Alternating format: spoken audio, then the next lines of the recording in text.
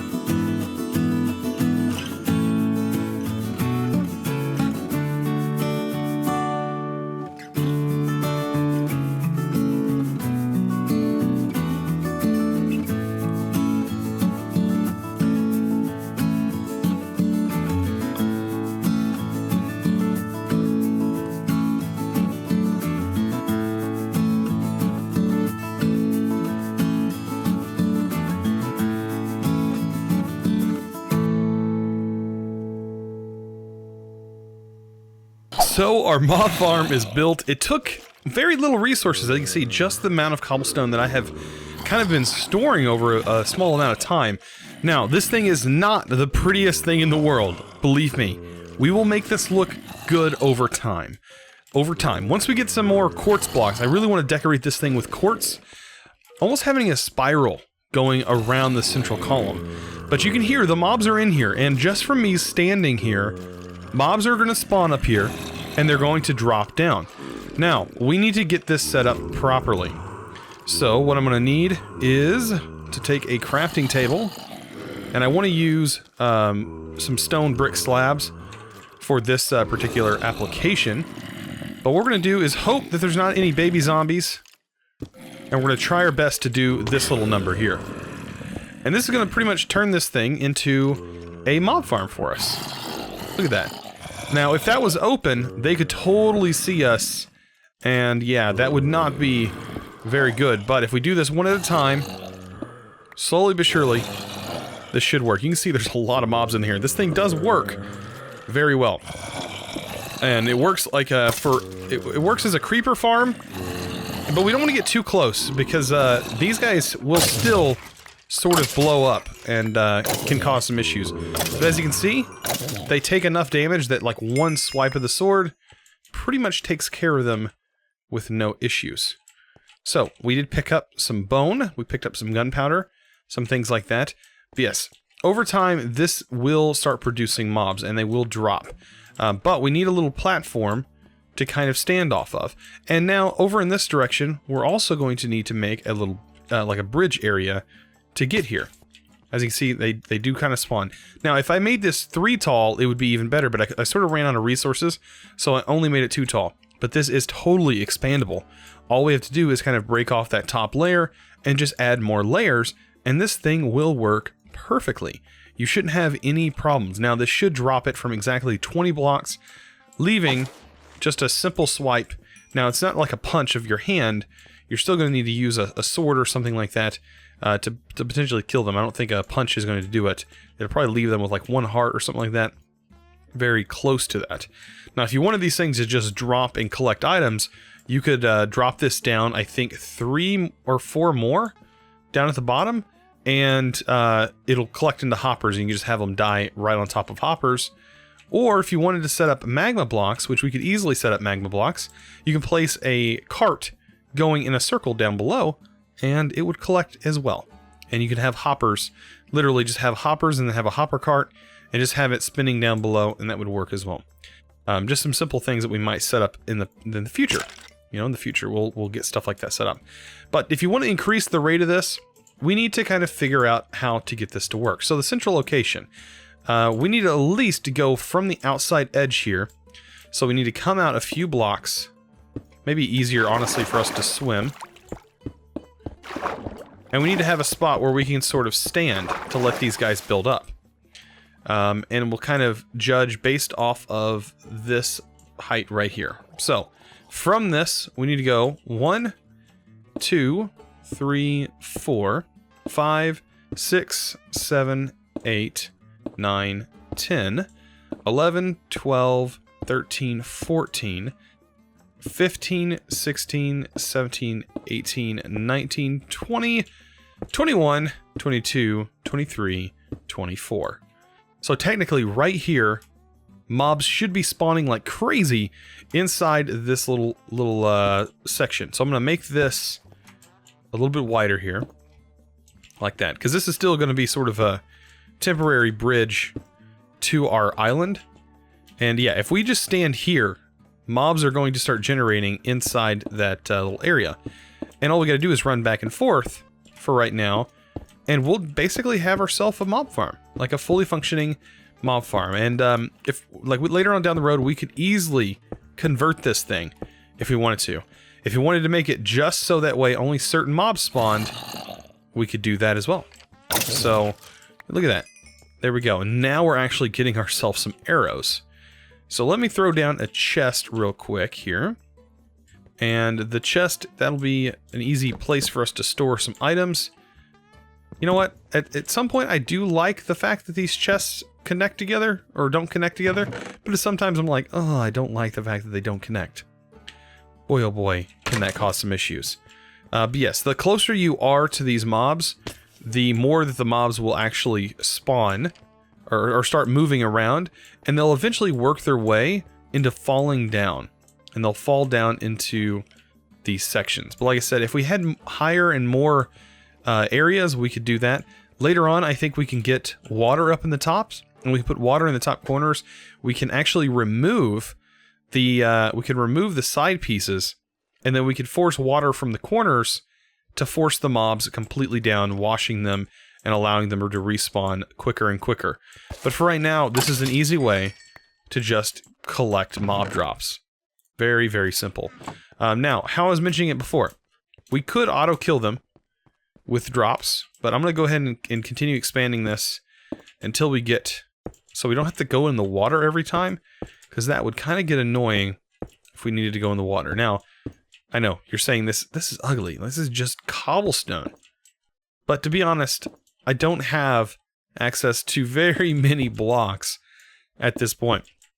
I'm looking forward to going after the Ender Dragon, so we can get an Elytra, we can get a beacon, we'll have access to more resources, we'll have access to way more things, and over time, we'll definitely be able to build up our catalog of blocks, our library of blocks, to say.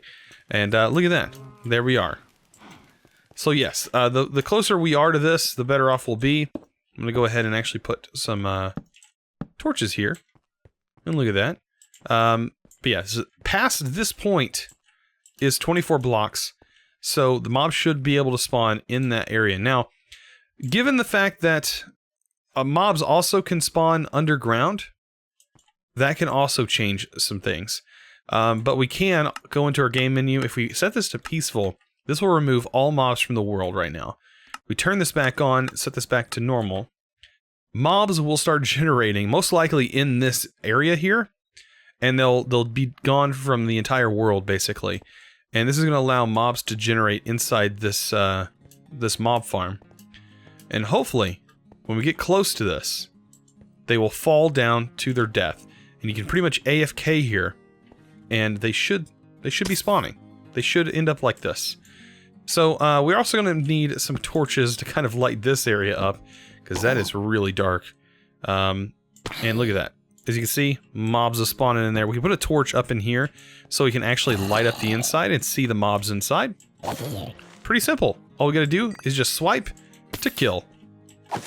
And we have ourselves pretty much a gunpowder farm at this point, which we're really gonna need for fireworks later on. But man, our world is just being fledged out, slowly but surely. And I can't wait to start decorating this thing and making it look a lot nicer. Man oh man. And then plus, we have a skeleton farm, so we'll soon have access to unlimited bone meal. Bone meal blocks, which we could use for decoration as well. And man, I'm just looking forward to so much stuff. We do need to get a sword that has some looting on it. I would love to get some looting going. We do have our other experience farm, and I do plan on getting like an enchantment setup in there. I need to get more leather so we can get some more books. And that's going to be how I'm going to enchant, is I'm going to just have a mass book enchantment setup over there. And that's what we're going to do. We're going to rock and roll with that. But like I said, you can put magma blocks here if you feel so inclined to do so. And yeah, you can have like a cart system going down below. Eventually, I think we could probably even expand this and make this a full auto killer going down underwater. I think that would actually work. Pretty nice. You know what, I wish you guys are probably also not helping the spawn rate. Like if I was to put some cucumbers down here, I wonder if this would actually increase the spawn rate above, because these guys currently are considered mobs and do count towards the mob limit. That is very, very true. So I think I could probably actually take this all the way down. I don't need this anymore. So we can go ahead and get rid of that. But guys, what do you think? What do you think of this mob farm? I plan on expanding it, and I plan on changing this up as we go through this series. This is definitely not going to stay the same. We actually may make more than one of these. This didn't really take very long. You can see in the time lapse, I think I maybe spent an hour to 2 hours actually constructing this. These are very easy to build. And I'm almost positive that the 3 tall is way, way, way better. It's so much faster. I've made the 3 tall mob farms in the past, and they were so much faster.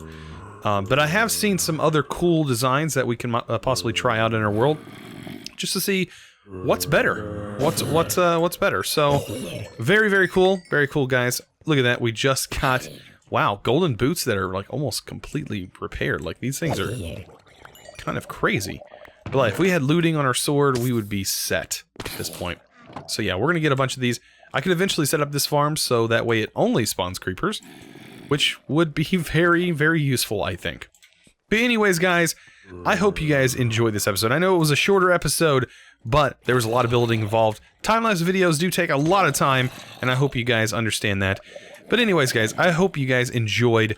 And if you haven't subscribed already, I'm surprised you even made it to the end of this video, to be honest, without clicking that subscribe button. But if you haven't, I highly recommend you click that subscribe button, and also ring that notification bell, because that notification bell will let you guys know when I post videos, so that way you guys can be the first ones to comment, and be the first one to be able to catch this awesome stuff. So, I hope you guys enjoyed, and click that like button if you did, and I will see you guys in the next video. Till then, enjoy, and as always, thanks for watching.